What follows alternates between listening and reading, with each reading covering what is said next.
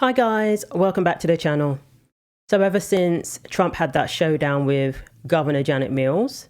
Well, you better do it. You better do it because you're not going to get any federal funding at all if you don't. And by the way, your population, even though it's somewhat liberal, although I did very well there, your population doesn't want men playing in women's sports. So you better comply because otherwise you're not getting any federal funding. See you in court. Every state, good, I'll see you in court. I look forward to that. That should be a real easy one. People have been wondering why she is insisting on ignoring Trump's executive order to keep men out of women's sports. Why does she seem so invested in maintaining a policy that most of her constituents are against?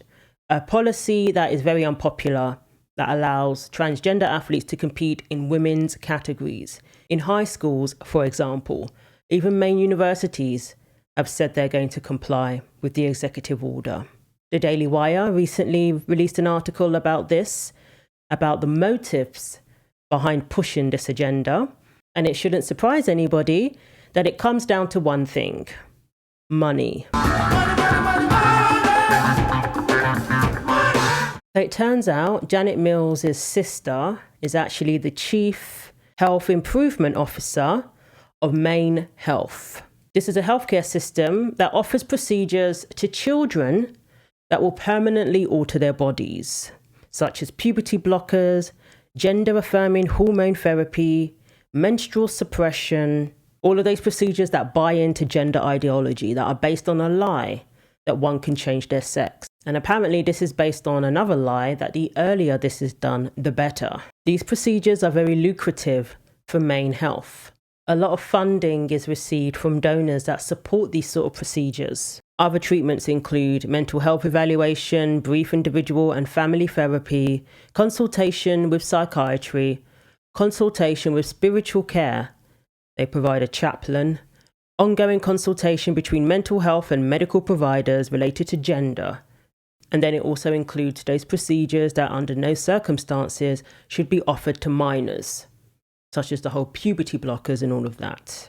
They do offer surgical consultation, which is a mental health letter of referral for patients over the age of 18 only. So when it comes to actual surgeries, that's for those over 18. But chemically castrating children is perfectly fine. So the Maine Medical Center actually performed various procedures to the largest number of minors in Maine, according to the Do No Harm database. Maine Medical Center is part of Maine Health. In 2023, Mills signed a bill into law that allows minors to access hormone therapies without their parents' consent. At Maine Health, there is a school-based health center that permits minors to speak to nurses and doctors about their health concerns without parental consent. Their website says, sometimes children need to talk with someone who is unbiased, supportive, and can offer a fresh perspective. While we encourage students to involve a parent or guardian in their care, questions that teens may have related to drug and alcohol use, mental health, sexually transmitted disease, and family planning may not require parental notification or permission. And Trump made it clear from the very beginning that he had every intention of allowing children who have gone through these procedures, who are now detransitioning, to seek legal recourse, to hold these doctors and hospitals and healthcare providers accountable for what was done to them. And there are several court cases going on at the moment. Girls who had double mastectomies when they were still in their teens, kids who were put on puberty blockers. My name is Frecia Mosley. When I was a teenager, I was groomed by my doctors, and then a surgeon cut off my breasts because I hated myself. I believed that I was being transformed into a man and that my new identity would make me whole, but that never happened. My surgery left me with nerve damage and painful scar tissue. My chest is numb to the touch, but I suffer internal pain because of the damage. 10 months ago, I gave birth to a baby boy. He is the greatest joy in my life, but his arrival accompanied surgical complications and more trauma. My surgeon left pieces of breast tissue in tatters inside of my chest. This is a common practice when a girl gets quote-unquote top surgery because the surgery is performed by a plastic surgeon and no oncologist is present to make sure that all of the breast tissue is removed. This surgery is cosmetic in nature and destroys functioning body parts permanently. Days after giving birth, my milk came in. My chest filled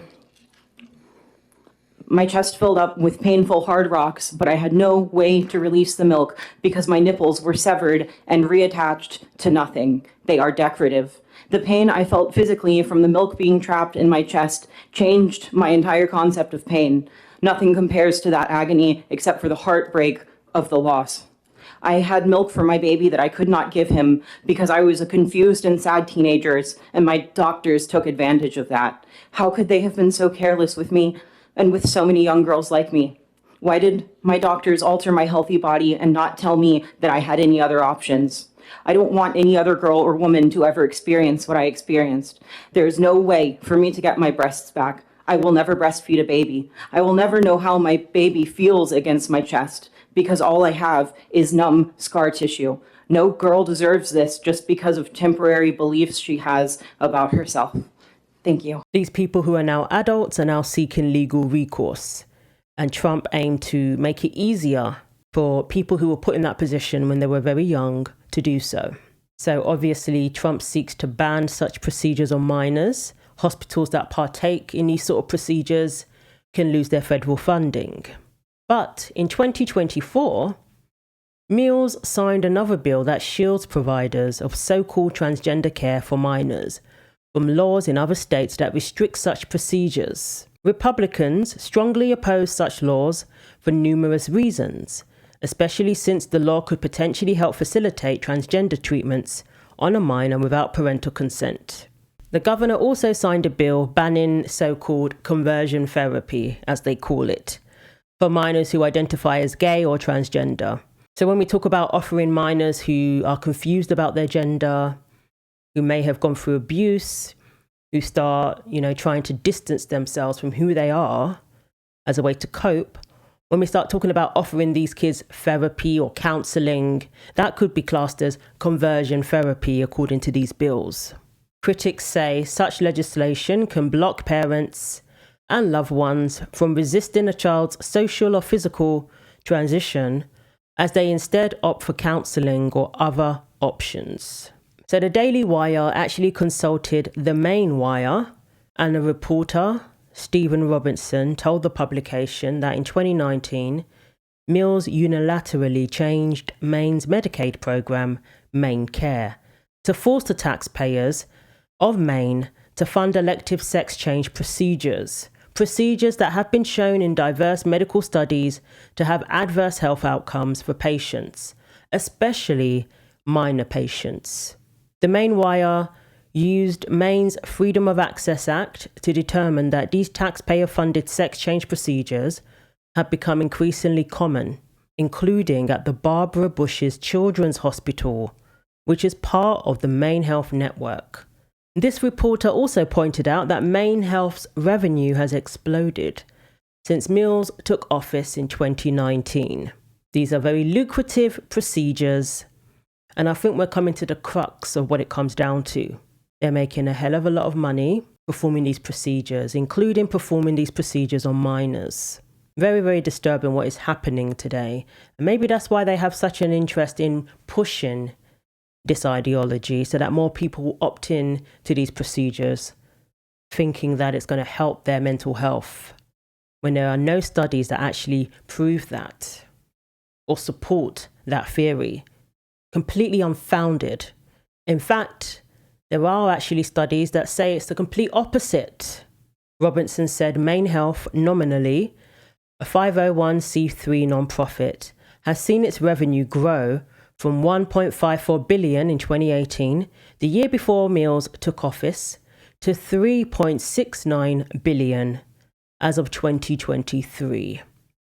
The governor's sister, Dora Mills, joined Maine Health as the Chief Health Improvement Officer in late 2018, around the same time her sister was measuring the drapes at the Blaine House. And the confluence of jobs for the Mills' sisters has coincided with remarkable growth in Maine Health's revenue. All a coincidence, I'm sure. Maine Health is bringing in money from transgender care, quote unquote, for minors, while getting the full backing, even through legislative means, from Mills. So since Janet Mills' sister, Dora, was appointed to that position, Mills' gubernatorial campaign also saw a massive revenue growth, as Maine Health poured a lot of money into Mills' governor campaign.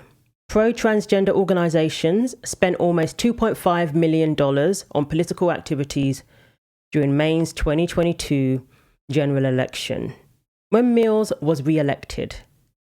The Washington Examiner review found these pro-trans organizations are apparently among some of the largest employers in Maine, and they put money aside every election cycle to fund who they want to fund.